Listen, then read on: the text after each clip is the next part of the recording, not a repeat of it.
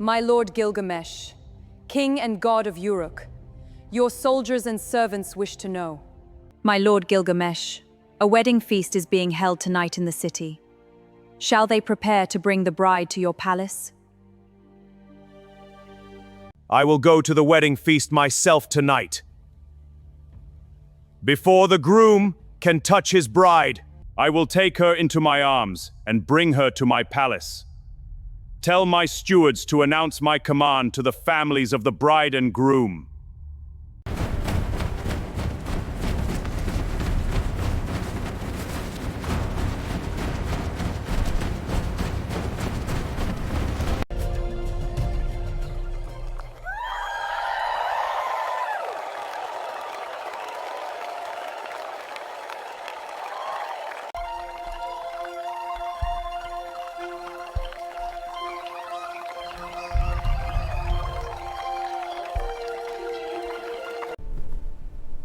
Gilgamesh, king and god of Uruk, will personally attend this wedding feast.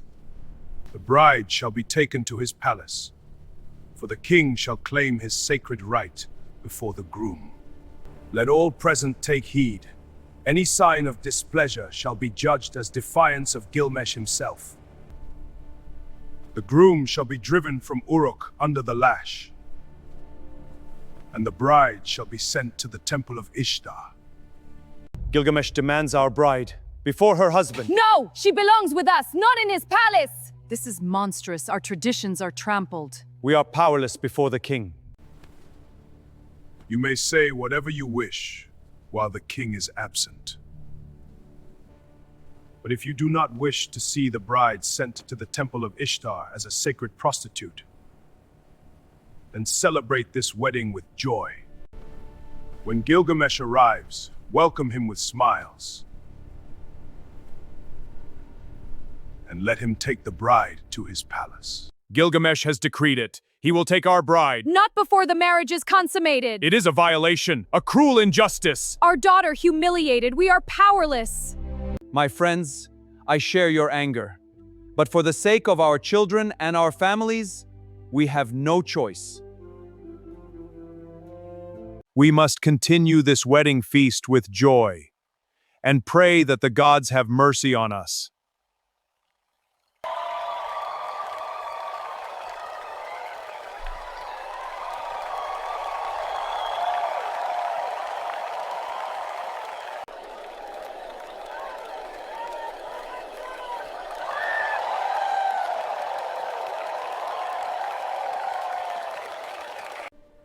When he comes, will you be able to smile? No. You must. How can I smile while another man takes my bride? Because if you do not, they will drive you from Uruk. And if you cannot smile? Then my fate will be worse. I know. So when he arrives, smile. And you? I will smile too. When he comes, smile. And you? I will smile too. When he takes me away, do not look at me. Because if I see your face, I may not have the strength to walk. And if I see yours, I may forget that I am powerless.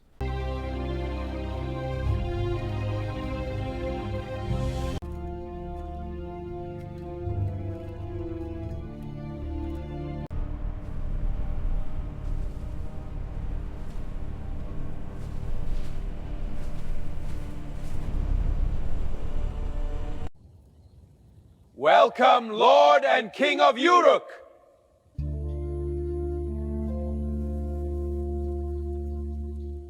Let the feast continue, let the music play, and let the wine flow.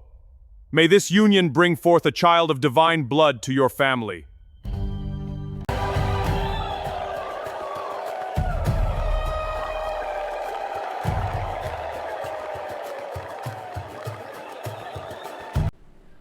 Gilgamesh has arrived. There is nothing worse than being powerless. Forgive me that I must smile for another man and enter his embrace.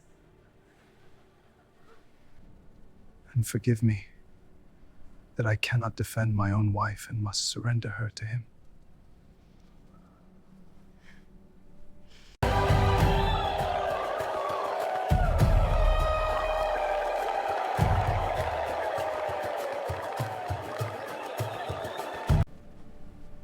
Hail to the Lord and King of Uruk.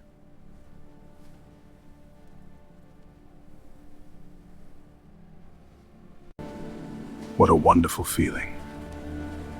That in the sea I built, love reigns, and my people are free to give their hearts to one another in safety. My lord, your power and greatness have made this city prosperous and brought security and prosperity to the people of Uruk. The groom must be patient, perhaps until morning, or perhaps for several days.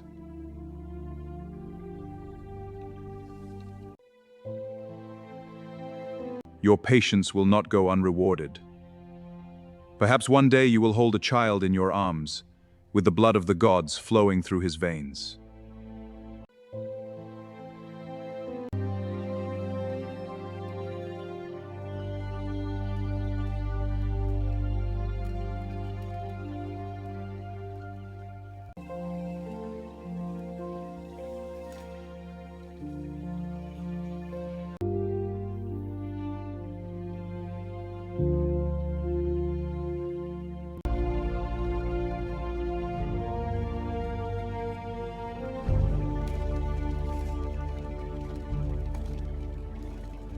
Bring me the finest grapes of Uruk, and a cup of the purest wine, a wine whose sweetness rivals the nectar of the gods.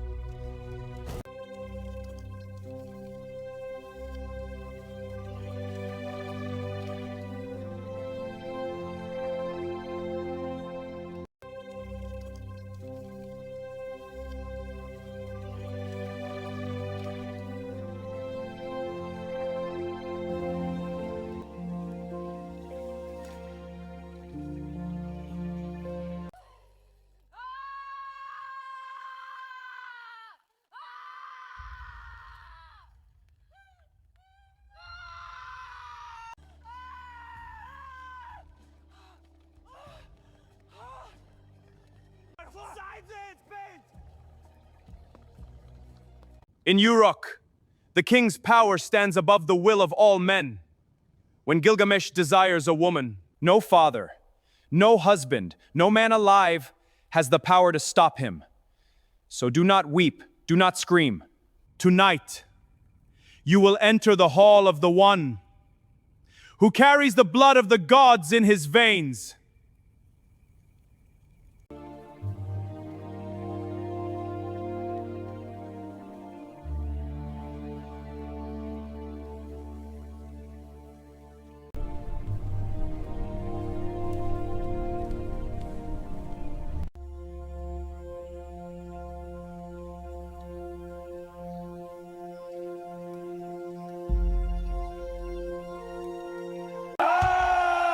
Not our wives and daughters! Gilgamesh, you have broken us! Why, gods, why this torment? We are nothing now! Ah! Tonight, Gilgamesh once again took the women of these men from them. The people of Uruk no longer pray for bread or rain. They ask the gods for only one thing: to send someone who can stop Gilgamesh. Every night, the cries of the men of Uruk rise toward the heavens. And every night, the men of Uruk cry out to Anu, the god of the heavens. But every night, Anu remains silent. Anu, god of the heavens, hear our cries. Gilgamesh has taken our wives and daughters. We offer our suffering, our prayers to you. Night after night, the people of Uruk cry out my name. They bring their suffering and their complaints against Gilgamesh before the gods. Gilgamesh no longer rules like a king. He takes women from their men and has silenced the city with fear. Gilgamesh has become too powerful. If he is not restrained today, tomorrow he will no longer fear even the gods. Then I shall create an equal for him, a being strong enough to stand against the power of Gilgamesh. His name shall be Enkidu.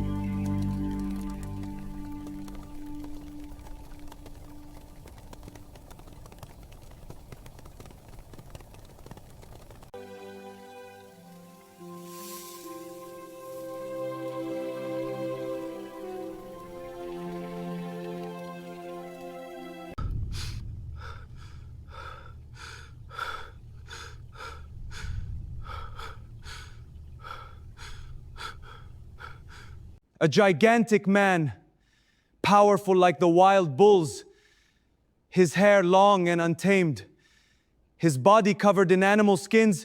What has happened to you, my son? Why has all color left your face? You look as if you have seen the spirit of the dead. A gigantic man, powerful like the wild bulls, his hair long and untamed, his body covered in animal skins. He ran with the gazelles, slept beside them, and even fed on the grass of the earth. Every trap I set, he tore apart. Every animal I hunted, he set free. The animals do not flee from him. It is as though he is one of them. Then what you have seen is no ordinary man. Go to Uruk. King Gilgamesh must learn of this creature. 2/3 of Gilgamesh is of the gods. He will know what must be done.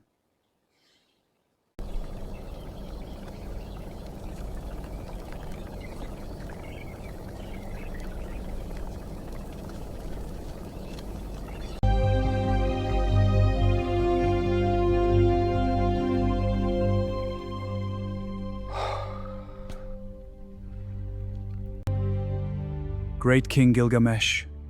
A wild man walks the desert lands. He runs beside the beasts. The animals do not fear him. He tears apart my traps and frees every creature I hunt. No man of the wilderness dares stand against him. Then steel and traps are useless against him. There is only one force capable of breaking a wild creature: desire. Take Shamhat to him. Let him look upon beauty. Let him taste the hunger that belongs only to men. And the moment he desires her, the wilderness will abandon him forever.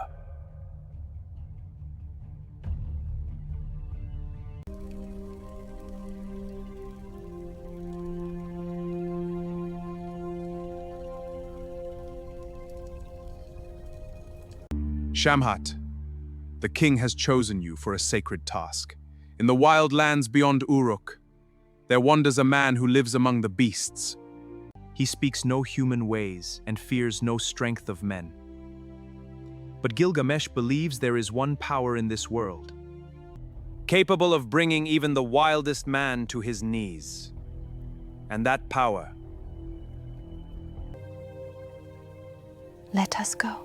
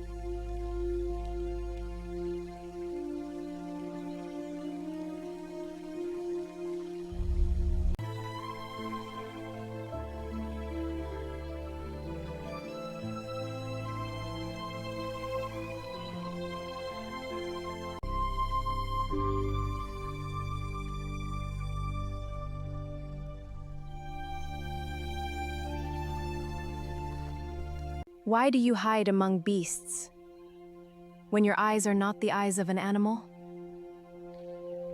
You are stronger than the wild. Yet you live upon the earth like a creature without a name. Come with me, Enkidu, and I will show you the world of men. You shall see Gilgamesh, king of the great city.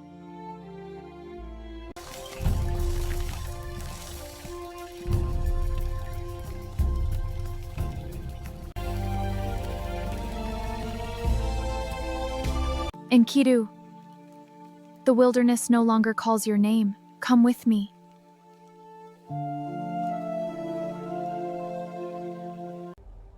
I stay away from humans. They do not even show mercy to their own kind. The beasts and the wilderness already see you as a man. That is why they turn away from you. Shepherds live here. They care only for their flocks. They are harmless people. Soon, the shepherds will bring us the food of men, bread and beer, and you will taste civilization for the first time.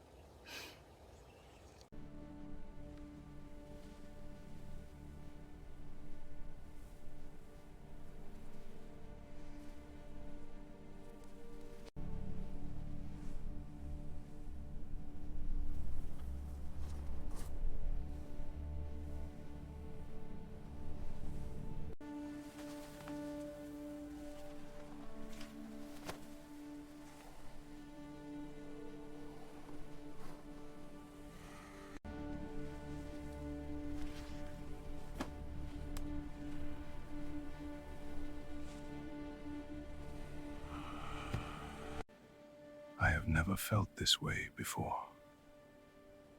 Never in the wilderness have I seen water so pure and full of life. Among men, bread is earned through labor. The shepherds protect their flocks, and in return the land feeds them. Among men, nothing is given freely. Shepherds guard their flocks through the night. Farmers work beneath the burning sun. And because of their labor, their children eat. In the wilderness, the strong take what they want. But here, men protect one another. I will guard the flocks at night, so the shepherds may rest without fear.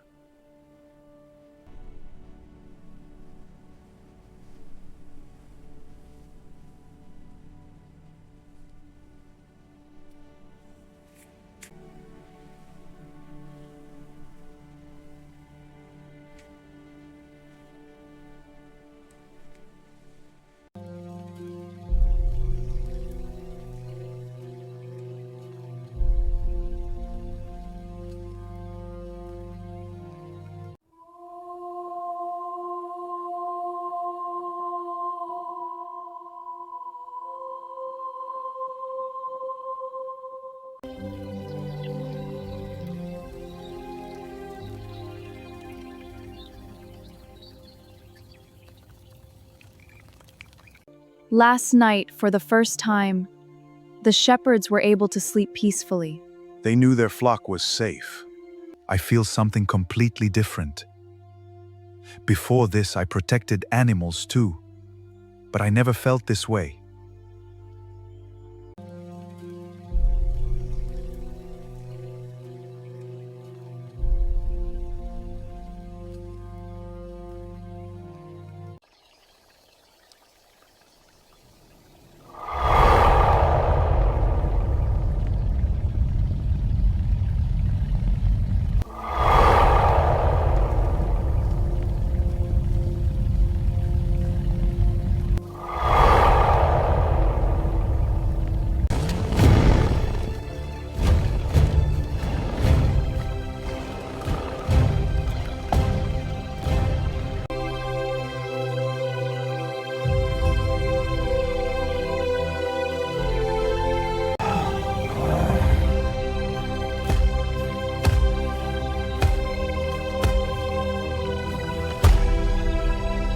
Enkidu, last night when I heard the lion's roar, my body trembled. I was so worried for you. It felt like my soul was leaving my body. But I killed the lion. Enkidu, I believe the gods create nothing without reason. Even I believe I was created to serve them. I do not doubt that you were created for a greater purpose. And if a man never finds that purpose, never fights for it, then the gods will see his life as meaningless. And that is when death comes for a man. I do not believe you were created to guard wild animals, or herd sheep, or kill lions.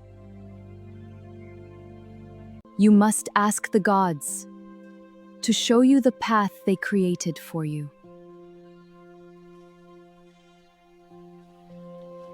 Do you think Enkidu has truly left the world of beasts behind?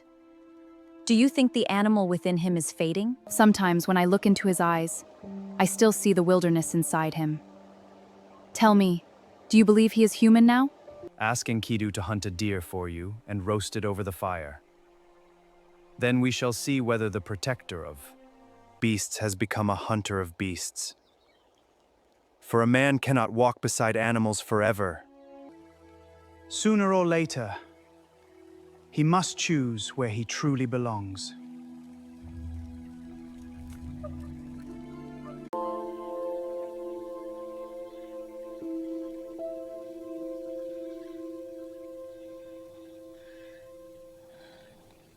Why has Shamhat withered like a dying flower? She does not speak. She does not laugh. She will not even look at me. Perhaps she desires something, yet knows it can never be hers.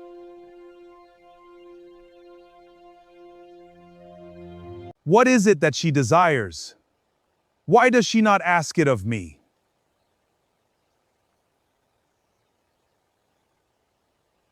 Why does she say nothing and look through me as though I am no longer there? Because if she asks and you refuse her, her heart will shatter.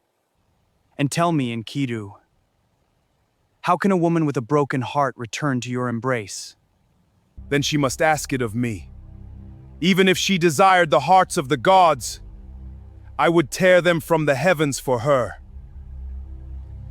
If you do not tell me what troubles your heart, if you do not tell me what you desire, then by the gods, I will become like a wild lion again and show mercy to no one.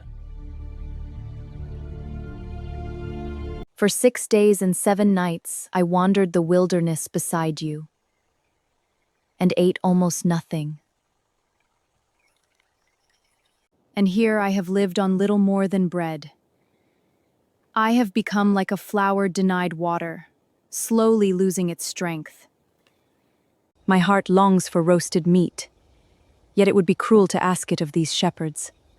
And I no longer have the strength to hunt for myself.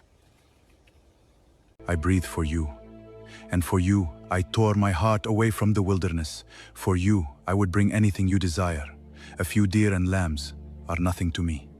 Enkidu, I know you can hunt even with your bare hands, but I want you to use the tools of men, because you are human. Then light the fire and wait for my return.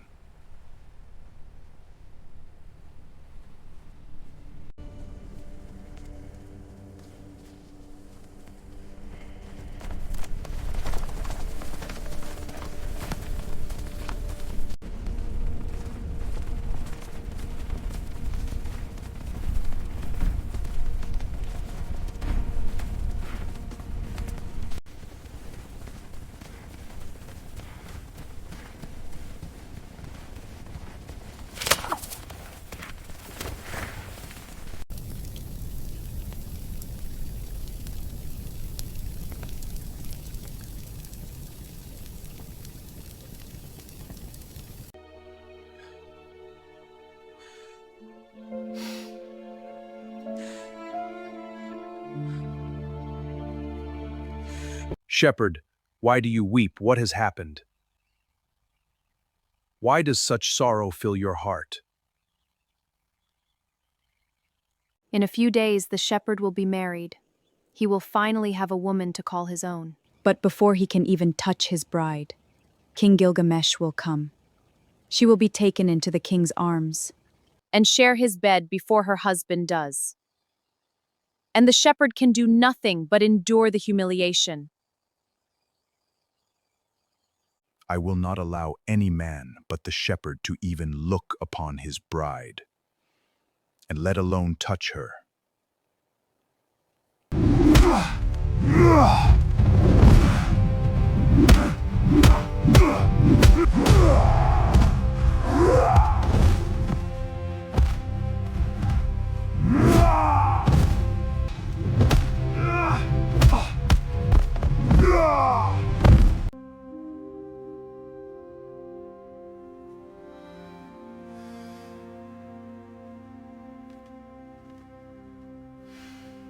Enkidu, before you act on this decision, I need to seek counsel. What you are about to do could put not only your own life in danger, but the lives of many others as well. I have killed the mighty lions of the wilderness with my own hands. Gilgamesh is no stronger than a lion. Enkidu, I must seek counsel from the elder women of the temple. Wait here for me and do not go anywhere.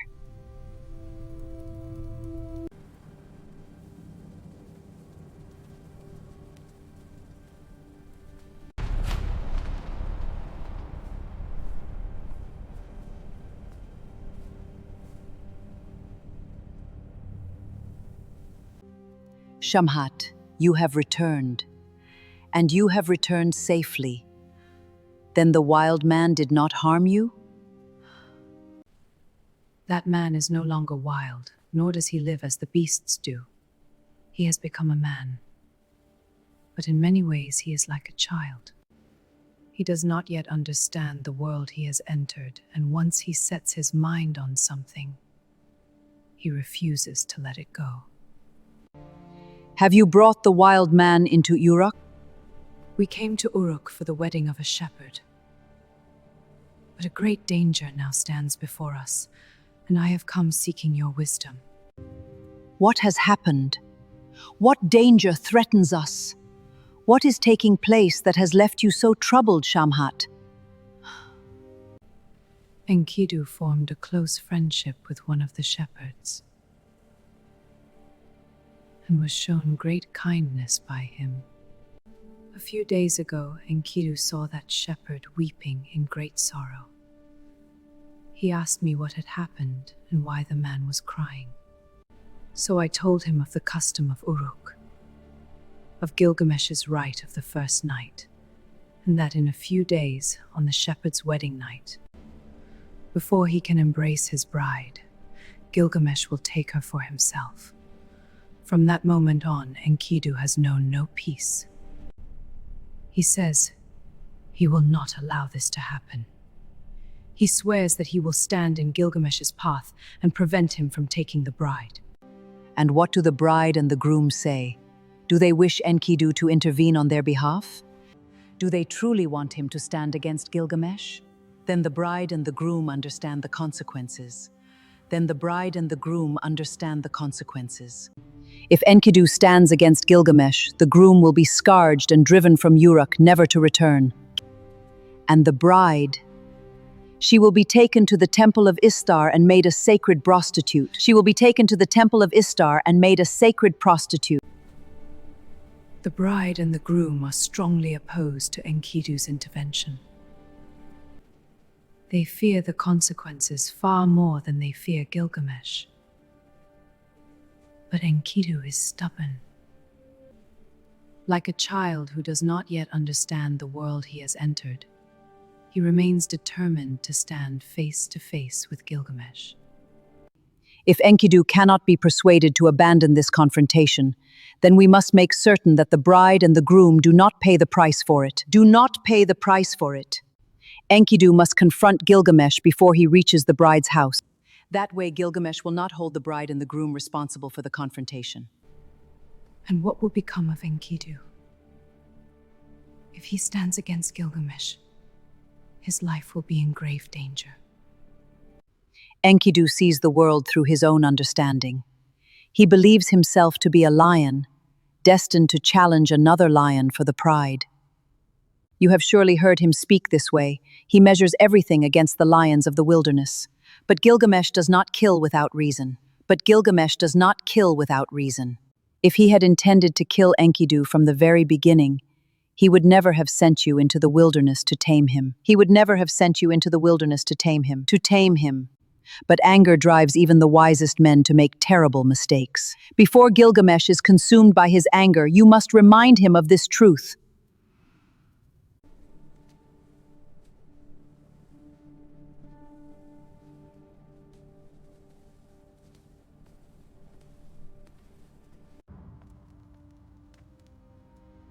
Enkidu, where are you?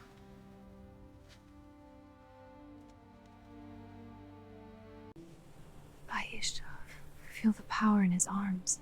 It's like he's carved from stone, so much strength. And his chest, it's like a wall. Enkidu, your muscles are so powerful, so extraordinary and firm. We are in awe of your strength. Truly a man among men. Your physique is divine.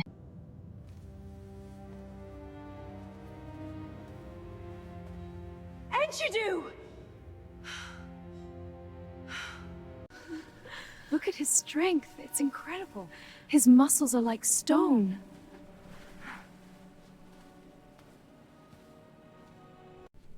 Tonight I will not let Gilgamesh take the bride.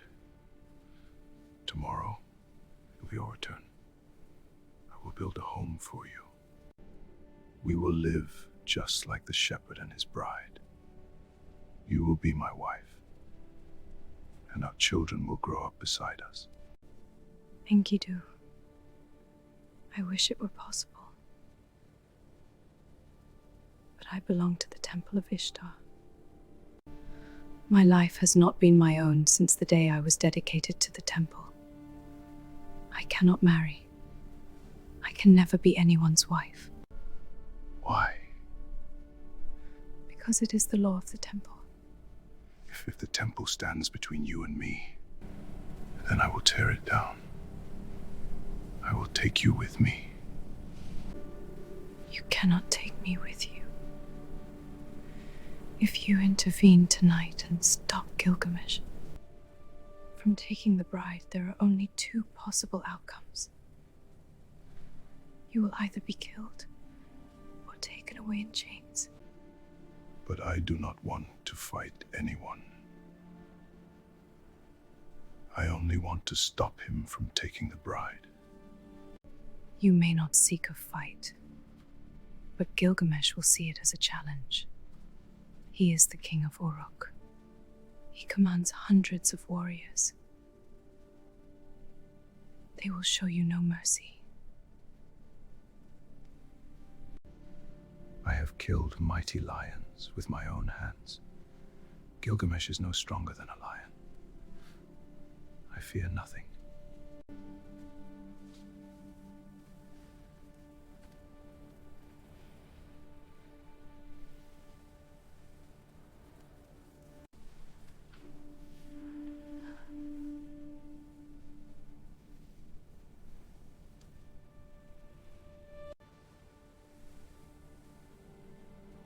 Always remember you.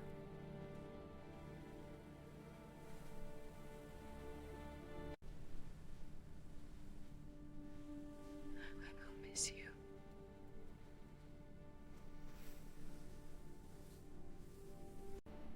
Shamhat, we have decided not to hold the wedding tonight. Not unless Enkidu abandons his decision. Please, ask him not to interfere. If he stands against Gilgamesh, I will be scourged and I am driven out of Uruk. I will never be allowed to return to my city. And I will be taken to the temple of Ishtar. I will spend the rest of my life there as a sacred prostitute. I do not want Enkidu to destroy his life and ours. Listen to me. I have spoken with the elder priestesses of the temple of Ishtar. Together, we have found a way to protect you.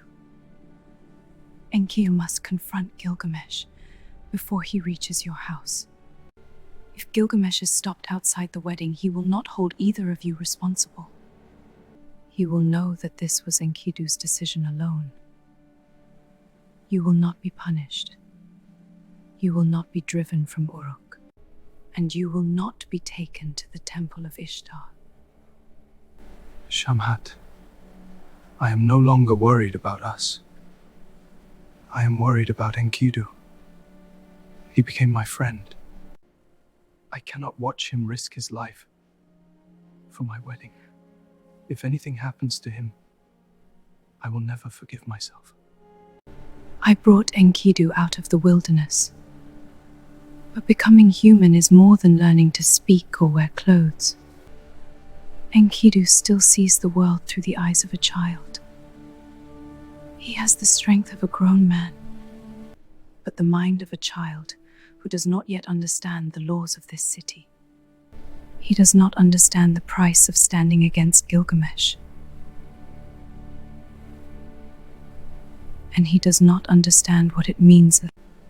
He believes that if he loves something,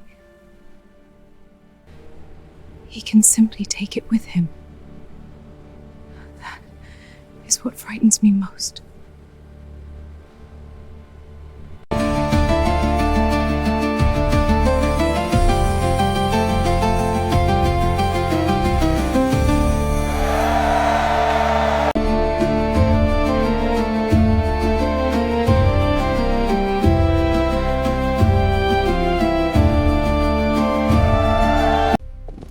Greetings! By the command of King Gilgamesh, we have come with respect to escort the bride to the palace.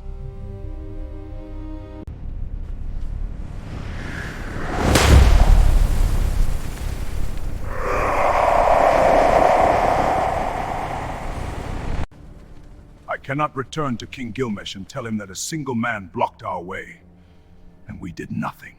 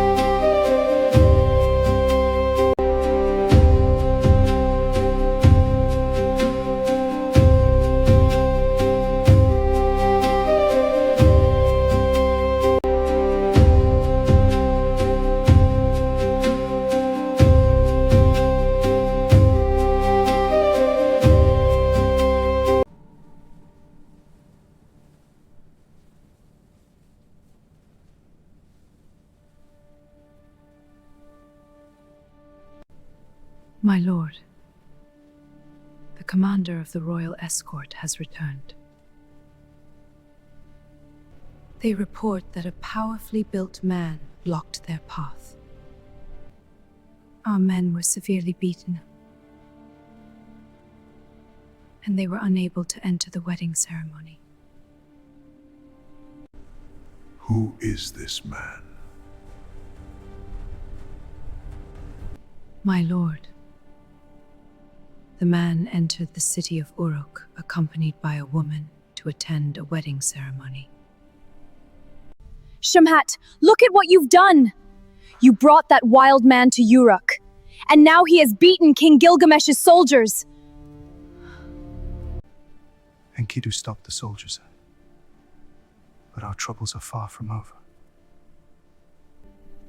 If King Gilgamesh is enraged, he may never come here himself. He can issue his judgment from the palace. I may be whipped and banished from Uruk, never to return again.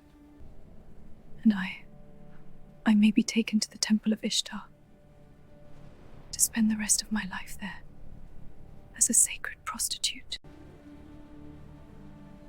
Enkidu wanted to protect us, but he may have destroyed all of our lives.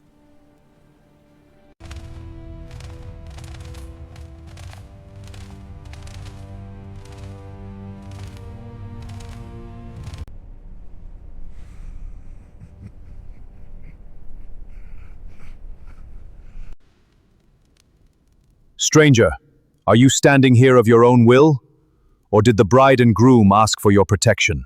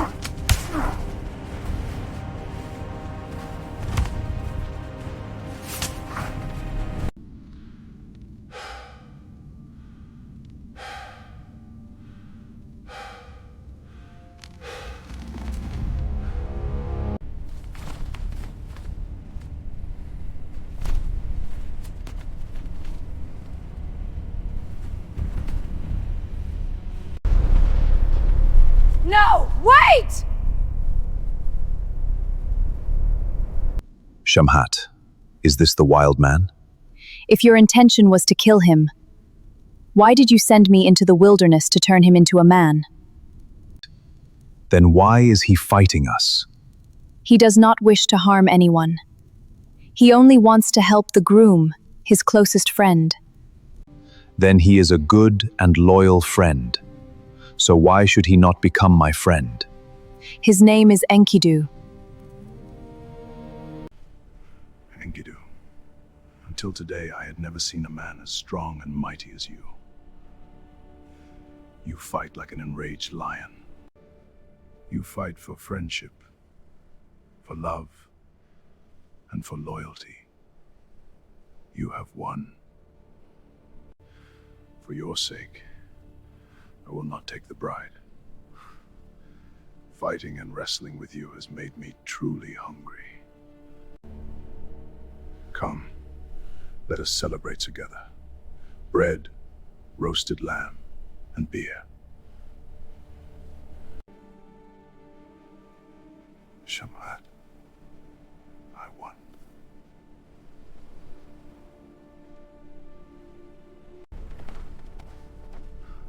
My king, forgive my interruption. The Council of Uruk awaits you. An urgent matter requires your immediate judgment. Bring several sacred women from the Temple of Istar to my hall. Enkidu must not be left alone. As you command, my lord.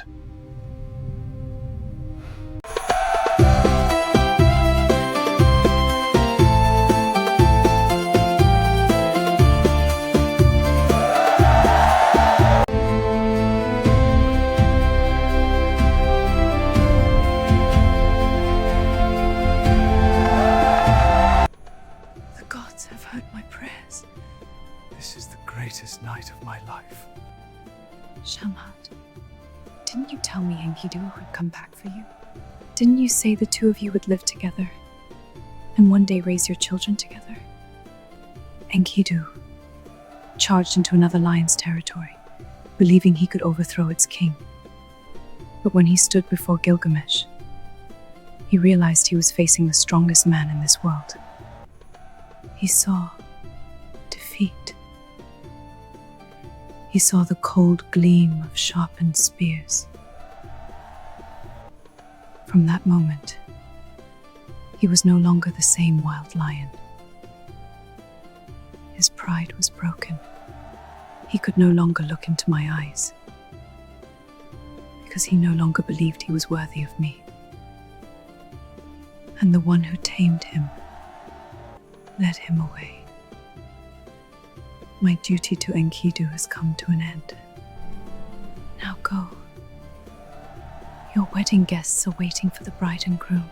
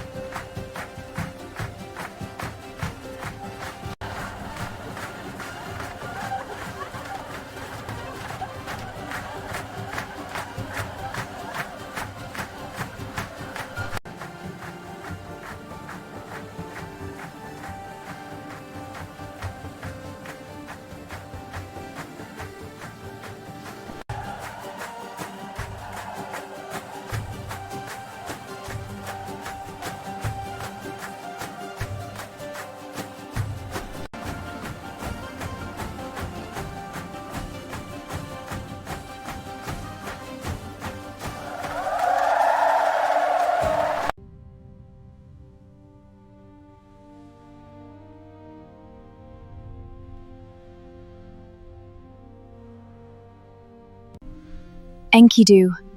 What did you do before you came to Uruk? Enkidu, tell us of your past. Yes, please share your story.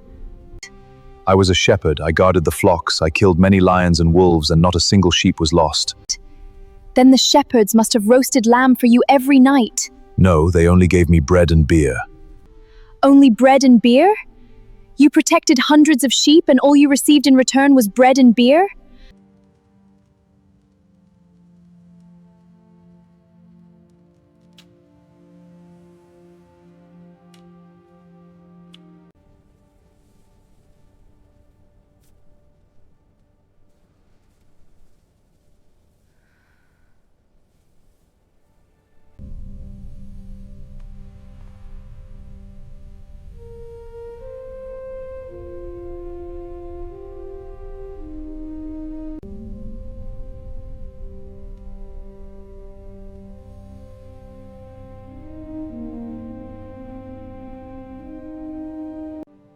Enkidu, what do you want to do with your life now?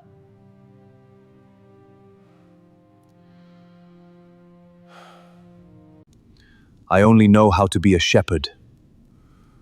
I guarded the flocks.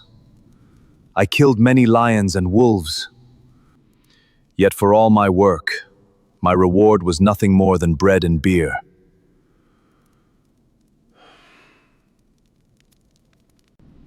Then stay by my side and help me build the great city of Uruk. The people of this city. The city will give you whatever you desire: beautiful women, jewels, fattened lambs, and anything your heart wishes. What must I do? To build Uruk, we need timber, but not just any timber. We need cedar, the finest wood for the city's great gates, the roofs of palaces, and the temples. But everyone fears the cedar forest because Humbaba, its guardian, allows no one to cut even a single tree.